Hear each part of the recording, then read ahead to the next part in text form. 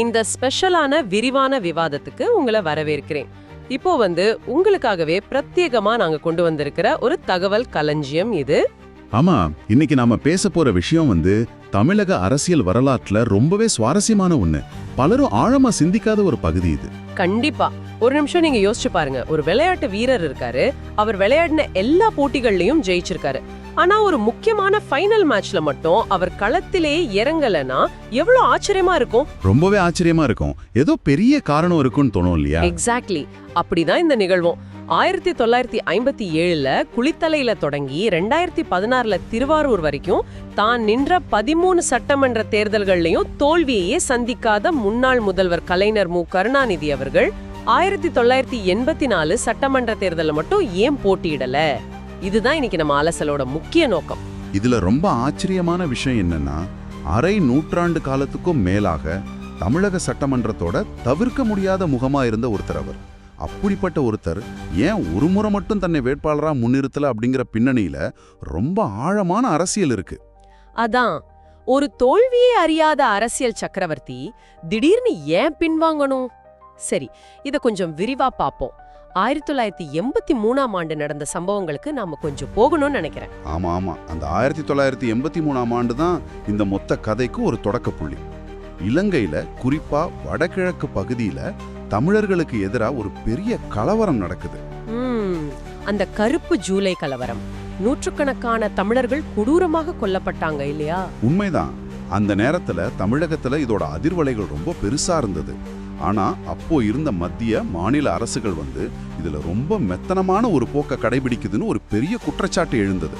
ஓ, அதனாலதான் கலைஞர் அந்த முடிவை எடுத்தாரா? அதாவது இலங்கை தமிழர்களுக்கு ஆதரவாகவும் அந்த அரசுகளின் மெத்தன போக்கை கண்டித்தும் தன்னோட சட்டமன்ற உறுப்பினர் பதவியை அவர் ராஜினாமா செஞ்சாரு. சரிதானே? சரியா சொன்னீங்க.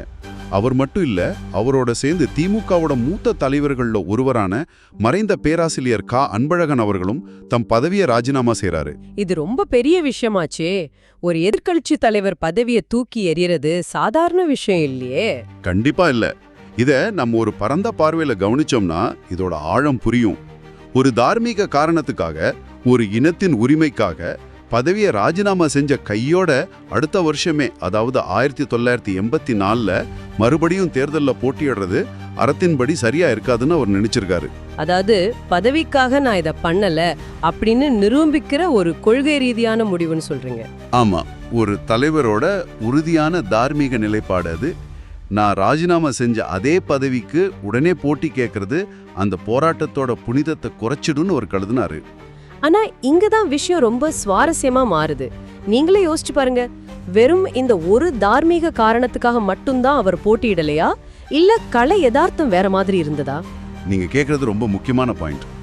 தார்மீக காரணம் ஒரு பக்கம் இருந்தாலும் அந்த நேரத்துல அரசியல் பின்பலம் ரொம்பவே சிக்கலா இருந்தது.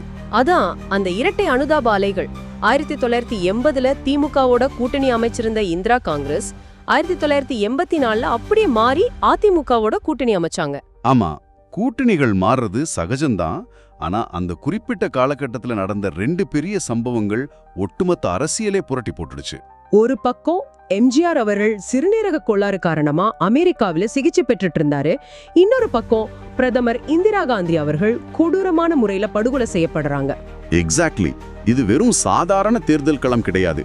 இது இருவேறு திசைகள்ல இருந்து வந்த ஒரு பெரிய உணர்ச்சிகரமான அரசியல் சுனாமி. நீங்களே சொல்லுங்க, இந்த மாதிரி ஒரு சுனாமிக்கு எதிராக நீச்சல் அடிக்கிறது எவ்வளவு கஷ்டம்னு உங்களால கற்பனை செய்ய முடிகிறதா?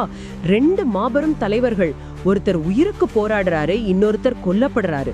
ரொம்ப கஷ்டம். எம்ஜிஆர் மேல தமிழக மக்களுக்கு இருந்த அதீத அன்பும் இந்திரா காந்தியோட மறைவால காங்கிரசுக்கு கிடைச்ச மாபெரும் ஆதரவாலையும் ஒன்னா சேர்ந்தது. இது திமுகவுக்கு ரொம்ப பெரிய பின்னடைவை ஏற்படுத்துச்சு.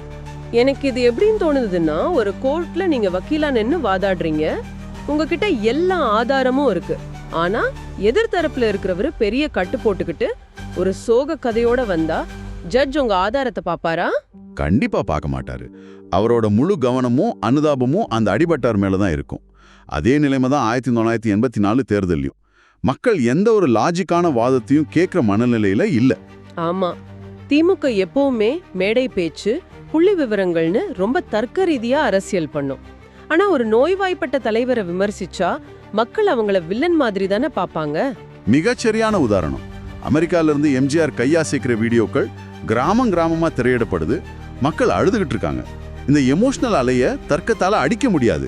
அதனாலதான் எம்ஜிஆர் அமெரிக்கால இருந்தபடியே மிகப்பெரிய வெற்றி பெற்று மறுபடியும் முதலமைச்சரானாரு இல்லையா? ஆமா, இந்த இரட்டை அனுதாப ரவரி அதிமுக கூட்டணிய சுலபமா ஜெயிக்க வச்சிடுச்சு. அப்போ இதற்கெல்லாம் என்ன அர்த்தம்? இது ஒரு முக்கியமான கேள்வி. கலைஞர் போட்டியிடாததுக்கு அந்த தார்மீக ரீதியான ராஜினாமா மட்டும்தான் காரணமா, இல்ல இந்த அனுதாப அலை அடிச்சு தூக்கிடும்னு தெரிஞ்சு ஒரு டாக்டிக்கல் ரிட்ரீட், அதாவது அரசியல் விவேகத்தோட பின்வாங்கினாரா? இது ரொம்ப கூர்மையான கேள்வி. நம்ம மூலத்தரவுகள் இந்த ரெண்டு காரணங்களையும் முன்வைக்குது. அரசியலை பொறுத்த வரைக்கும் ஒரு தலைவருக்கு கொள்கை பிடிப்பும் இருக்கணும், அதே சமயம் யதார்த்தத்தை புரிஞ்சுக்கிற விவேகமும் இருக்கணும். அதாவது வரப்போற ரிசல்ட்ட முன்னாடியே கணிச்சிட்டாருன்னு சொல்றீங்க. ஆமா, அந்த இரட்டை அனுதாப அலையால அதிமுக கூட்டணியோட வெற்றி முதல்லயே தீர்மானிக்கப்பட்டுடுச்சு. அத கலைஞர் முன்கூட்டியே கணிச்சிருக்காரு. ஒருவேளை அவர் அந்த தேர்தல்ல நின்னு இந்த பெரிய அலையில தோத்திருந்தா அவரோட அந்த 13 வெற்றி அப்படிங்கிற சரித்திரத்துல ஒரு பெரிய கரும்பு விழுந்திருக்கும்ல. எக்ஸாக்ட்லி, அதான் உண்மை. தன் கட்சியின் மற்ற வேட்பாளர்களுக்காக அவர் மாநிலம் முழுக்க சூறாவளி பிரச்சாரம் செஞ்சாரு. ஆனா தன்னை வேட்பாளரா நிறுத்திக்கல. இது ஒரு மிகப்பெரிய அரசியல் கூர்மை. ஆமா, வீணா மோதி அழிவதை விட சரியான நேரத்துல ஒதுங்கி நிக்கிறது தான் பெரிய ராஜதந்திரம். இது ஒரு அபாரமான ஃபோர்சைட்னு சொல்லலாம். உண்மைதான். தார்மீக காரணத்துக்காக விலகுறேன்னு சொன்னது மக்கள் கிட்ட ஒரு கவுண்டர் நரேட்டிவாவும் வேலை செஞ்சது. நான் பதவி ஆசை பிடிச்சவன் இல்ல, இனத்துக்காக பதவியை விட்டவன்னு அவர் அதை சரியா பயன்படுத்தினாரு. வாவ், இதை கேட்கும் போதே ரொம்ப பிரமிப்பா இருக்கு. 1984ஆம் ஆண்டு தேர்தல்ங்கிறது வெறும் எண்கள், கட்சிகள், வாக்குகள் சம்பந்தப்பட்ட வரலாறு மட்டும் இல்ல. கண்டிப்பா இல்ல. இது இலங்கை தமிழர் உரிமைக்கான ராஜினாமா அப்படிங்கிற தார்மீக நிலைப்பாடும் எம்ஜிஆர் இந்திரா காந்தி மேல இருந்த மாபெரும் அனுதாப அலையும் மோதின ஒரு மிகப்பெரிய வரலாற்று சங்கமம். ஆமா, இந்த ஒரு முறையே அவர் போட்டியிடாதது அவரோட அந்த தோல்வியே அறியாத சரித்திரத்துக்கு பின்னால் இருக்கிற அபாரமான அரசியல் விவேகத்தை நமக்கு தெளிவா காட்டுது. ரொம்ப சரியா சொன்னீங்க. இந்த ஆழ்ந்த அலசலோட இறுதி பகுதிக்கு நம்ம வந்துட்டோம். இறுதியா? இத கேட்டுட்டு இருக்கிற உங்ககிட்ட நான் ஒரு சிந்தனையை முன்வைக்க விரும்புறேன். நீங்களும் கொஞ்சம் யோசிச்சு பாருங்க.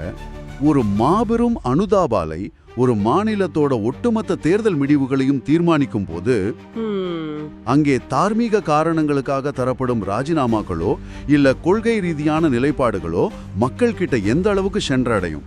உணர்ச்சிகள் மட்டுமே ஆதிக்கம் செலுத்துற ஒரு தேர்தல்ல தர்க்க ரீதியான அரசியல் சிந்தனைகளுக்கு நிஜமாவே இடமுண்டா? இது ரொம்பவே ஆழமான ஒரு உருத்துற கேள்விதான். இத பத்தி நீங்க கண்டிப்பா சிந்திச்சு பாருங்க. ஒரு தலைவனோட கொள்கைக்கும் மக்களோட உணர்ச்சிக்கும் நடுவுல இருக்கிற இந்த தொடர் போராட்டம் தான் அரசியலோட சுவாரஸ்யமே. ஆமா, 100% உண்மை. இது போல பல விஷயங்களை தொடர்ந்து தேடுங்க. இன்னொரு சுவாரஸ்யமான தகவல் களஞ்சியத்தோட நாங்க மறுபடியும் உங்களை சந்திக்கிறோம்.